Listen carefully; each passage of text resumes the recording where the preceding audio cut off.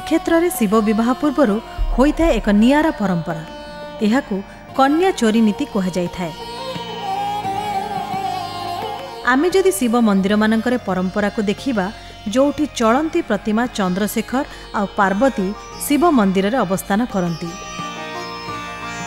किंतु श्रीक्षेत्रर शीतल षष्ठी अर्थ पंच पांडव बा पंच महादेव, जे कि श्री जम्बेश्वर, श्री लोकनाथ, श्री मार्कंडेश्वर, श्री कपाललोचन, श्री नीलकंठक शीतल षष्ठी को बुझाए।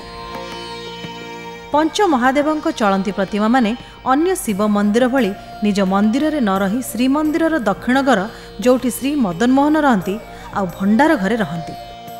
केवल लोकनाथ भंडार घरे महामंत्री पदरे रहंती। आउ बाकी चारि महादेवंक चलंती प्रतिमा माने दक्षिण घरे रहंती।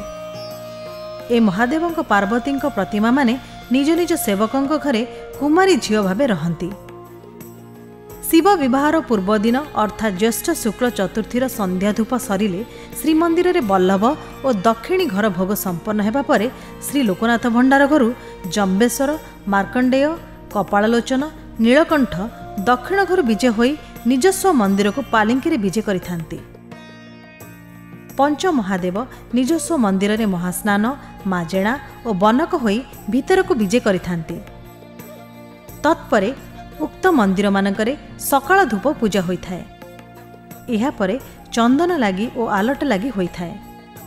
तत्परे जातभोग होई पंच महादेव स्व स्व विमान रे पुरीर साही साही बुली पंक्ति खाइथांती। एहा परे साही रे लुचि लुचि जाइथांती निज ससुरालय को। एठारे कन्या चोरी नीति हेबा परे पार्वती को नहीं निज मंदिर को प्रत्यावर्तन करिथांती। एही कन्या चोरी संपन्न हेबा परे प्रत्येक ठाकुर स्व मंदिर को विजय करिथांती। एहा परे संध्या धूप एवं बड़ सिंहार नीति संपन्न होई पहड़ होइथाए।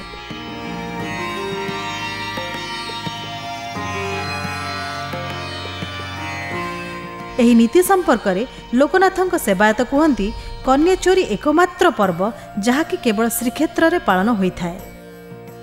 एठारे प्रश्न उठे, शिव कौन सतरे पार्वती को चोरी करी विवाह करथिले? उत्तर हेब ना। तेबे एपरी नीति पछरे एक कारण अछि। जेतेबेले रुक्मिणी हरण एकादशी रे श्री मदन मोहन रुक्मिणी बा लक्ष्मी ठाकुराणी को हरण करी विवाह करती, सेतेबेले पंच महादेव स्व स्व पार्वती को मध्य सेवक घरु नहीं विवाह करती। श्रीक्षेत्र रे तो जहा हुए सबु कथारे सान्तंक छाप रही थाए। तेणु पंच महादेवंक सेवकंक घरु पार्वती को नेबा नीति को कन्या चोरी आख्या देबा किछि अत्युक्ति हेबा नहीं। अनन्य श्रीक्षेत्र आ अनन्य एहार परंपरा।